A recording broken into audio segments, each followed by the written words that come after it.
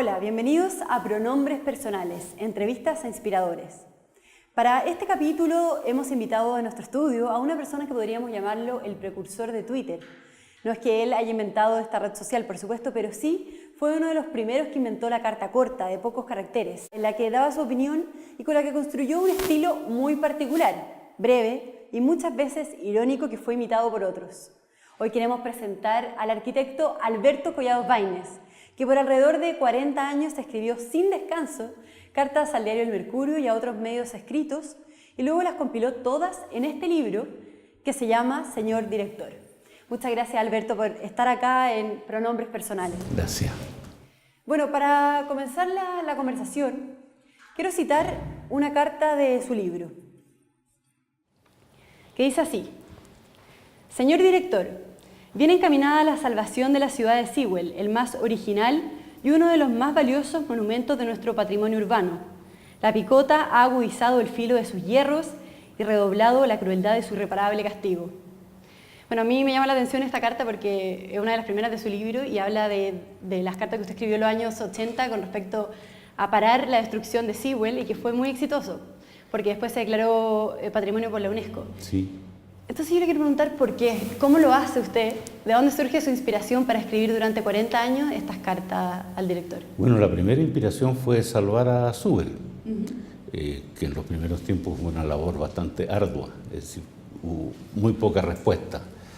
Y ahí uno de los mecanismos para salvar a Sewell era mandar cartas a los diarios, y en los diarios era un tema relativamente atractivo, y además vivíamos momentos muy ásperos desde el punto de vista de la expresión pública.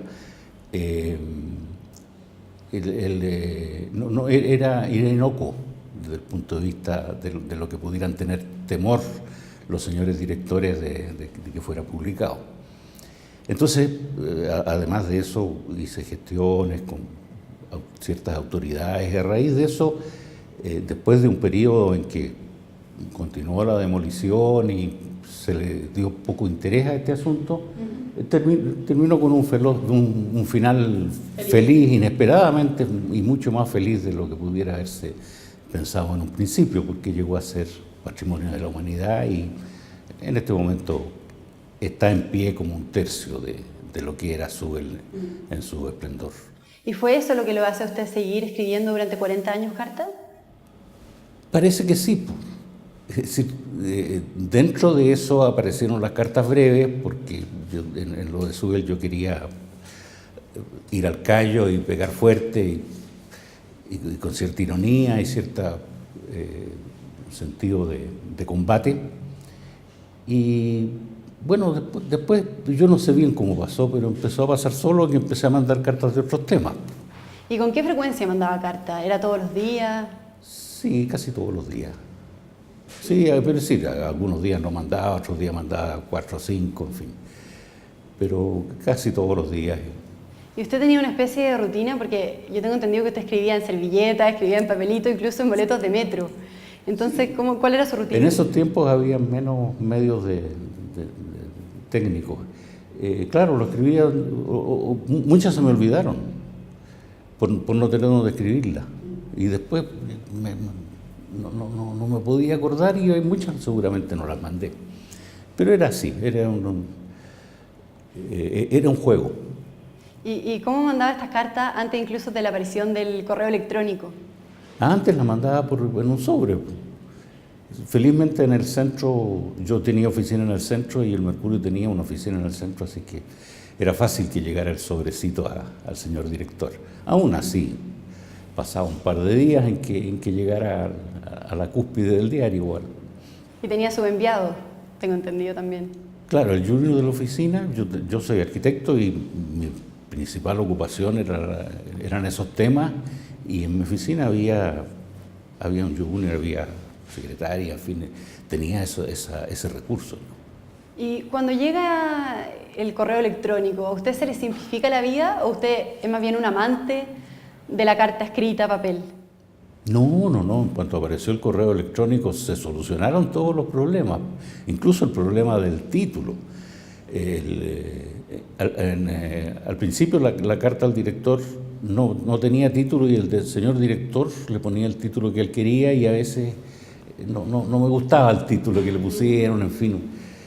Y entonces, como no había correo electrónico, inventé el asunto de título sugerido, que se lo ponía al pie de la carta, y casi siempre lo ponían el mismo. Pero después, cuando apareció el correo electrónico en el encabezamiento, en el asunto, se ponía el título. Perfecto. Y con respecto al señor director, él era una especie de árbitro que decidía si sus cartas quedaban o no. ¿Cuál cree que fue la clave de sus cartas que hacían que ellos la eligieran y lo publicaran casi todas? ¿Cómo pasaba el filtro? Mira, yo nunca conversé, la gracia que tenía este sistema es que era absolutamente impersonal. Yo mandaba las cartas, el señor director si quería las ponía y si no, no, y sin dar ninguna explicación. En el diario El País, en España, al menos mandaban una notita que por problemas de espacio no le podemos publicar su carta, pero que en Chile no es así. Si en 3 o 4 días no sale la carta, quiere decir que no le gustó al señor director. El señor director está trabajando, no está jugando, entonces tiene sus motivos para discriminar con respecto a las cartas y seleccionarlas. ¿Y por qué cree que las suyas casi siempre eran seleccionadas? Yo creo que la brevedad fue una cosa atractiva. Y porque efectivamente la gente lee las cartas más cortas primero y después las más largas, si es que las lee. Pero no había... Lo que yo quería decir lo decía, lo que se me pasaba por la cabeza lo mandaba al diario y al principio tuvo éxito. El señor director no sé bien por qué las empezó a poner. En esos tiempos la sección carta era muy distinta ahora está muy manejada por la editorial. Son los mismos columnistas los que... ¿Cómo eso? Sí, la mitad de las cartas las mandan los mismos columnistas del diario, antes eso no... o amigos de los columnistas, o se responden unos con otros, en fin. Eso antes, en esos tiempos en que no había Twitter, no había... Las cartas al director era una expresión, una contraparte al diario, de parte de los lectores, del exterior del diario. Y eso se ha ido perdiendo. Y en su libro, Yosa Vidal dice en el prólogo que usted es un precursor del Twitter. ¿Usted tuitea? No, porque para eso están las cartas al director. No, yo no tuiteo, yo tengo mail. Es la única red social con la cual trabajo. ¿Y no ha pensado ahora que ya no le han publicado más sus cartas, ocupar la herramienta de Twitter? No, ese es otro juego. Si con el libro culminó una etapa y bueno, eso es.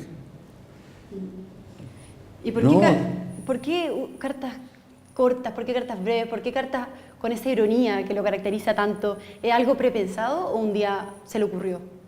No, eso es como me sale a mí las cosas. Yo pongo lo que se me pasa por la cabeza y en la forma en que se me pasa por la cabeza. ¿Y es una especie de lucha social, de decir la idea o pelear por los intereses que usted sí, pues, evidentemente que lo que yo digo, así como en Suez yo quería salvar una cosa que me parecía valiosa, hay ciertos temas, la pena de muerte, por ejemplo, los temas relacionados con mi profesión, el desarrollo urbano, en fin, están presentes ahí, pero es como soy yo. Muchas veces le trataron de imitar estas cartas. ¿Nos puede contar alguna anécdota con respecto a eso? Bueno, tú dijiste eso de que me trataron de imitar, yo no lo dije. Pero puede ser, si tú lo dijiste, que haya habido imitadores. Pero efectivamente se transformó en un medio exitoso, porque dentro de las cartas al director, como género literario, tiene como condición que la publiquen. Si uno manda una carta es para que la publiquen y tiene que adaptarla a eso. Y parece que la brevedad fue un buen anzuelo Entonces, quienes mandaban antes cartas largas empezaron a mandar las cortas porque tenían más posibilidades de que salieran. Pienso que por ahí partió no se formó una escuela de cartas cortas ni nada por el estilo, pero fue una moda, una costumbre. ¿Y qué cambios consiguió enviando estas cartas, aparte del gran éxito que tuvo Sewell? ¿Qué considera usted que cambió, ya sea físico, digamos, algo material, o un cambio personal? No, cambios personales puede ser también, pero que hayan influido, yo creo que han influido mucho en la vida en estos años. Han tenido una respuesta, pero eso no es bastante subjetivo. Cosa concreta es el caso de Sewell, sí. El caso del Sewell, si yo no hubiera empezado a mandar estas cartas, en fin, la picota avanzaba rápidamente, así que habría desaparecido. ¿Y en qué aspecto usted dice que también ha cambiado en el ámbito más subjetivo? ¿Es algo personal de usted? ¿Usted cree que marcó un antes o un después o un cambio? No, tanto como un antes o un después no, pero sí han tenido, hay gente que ha hecho caso de estas cartas, hay algunos que le ha parecido mal también, pero yo creo que tenía una influencia en la vida cotidiana de esos tiempos. Y un día no lo publicaron más. ¿Por qué cree que pasó esto? Debe haber habido alguna pataleta o algo así, pero no sé, empezó a cambiar además el criterio del diario. Sino la máquina editorial empezó a tomarse la sección cartas al diario, en todos los diarios, en todo el mundo, pero muy especialmente en el Mercurio. Era un estorbo esto de que las cartas al Mercurio era como una chacota que ya el diario no estaba dispuesto a amparar, a dejar que se descontrolara. Pusieron a un encargado de las cartas más severo y menos imaginativo, y en fin, le quitaron vuelo, ¿Usted cree que cambió la línea editorial del Yo creo que cambió con el tiempo y cambió porque además apareció el Twitter, aparecieron otras líneas paralelas que antes el único que podía recoger esto era la prensa escrita, ¿no? El que hubiera francotiradores, que dijeran barbaridades y qué sé yo, fuera de la línea editorial del diario. ¿Y usted toma esto como una especie de censura hacia sus cartas o una decisión premeditada del...? No, mira, el señor director está trabajando y evidentemente que no puede publicar todas las cartas que le mandan.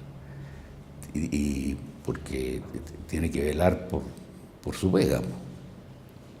No se puede pretender que le pongan todas las cartas a todo el mundo. ¿Y es este libro el final de un capítulo? ¿Usted se da por vencido o ha seguido y va a seguir enviando cartas a los No sé, yo capaz que mande cartas de vez en cuando, probablemente a otros diarios, pero el libro, claro, es un final de la historia hasta de las cartitas, pues ahí están congeladas en un archivo. El libro es un archivo. ¿Y por qué decide escribir el libro? Por eso, porque mucha gente durante los 40 años me decían, oye, tenés que publicar un libro con tus cartas, en fin. Y yo tenía la idea de que todas juntas así iba a ser muy atosigador, que era otro el espíritu de las cartas, tenía que ser leídas de a una y en el momento oportuno. Hay muchas cartas que van a un tema específico en un momento preciso, no son válidas permanentemente, gran parte de ellas. Pero bueno, el libro culminó, al final hice caso a estos consejos, a estas sugerencias y apareció el libro. Y siendo que Twitter tiene un poco las mismas características que usted ocupa, que es la brevedad, los pocos caracteres, ¿usted considera a Twitter una buena herramienta para expresar sí. aspectos? Sí. Es el mundo en que vivimos.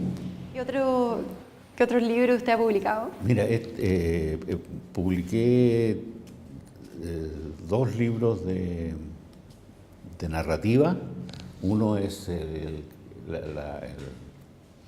se llama Ostras con mostaza, que fue del año 77, son cosas bastante antiguas, que se refiere a la sobrevivencia de las placentas.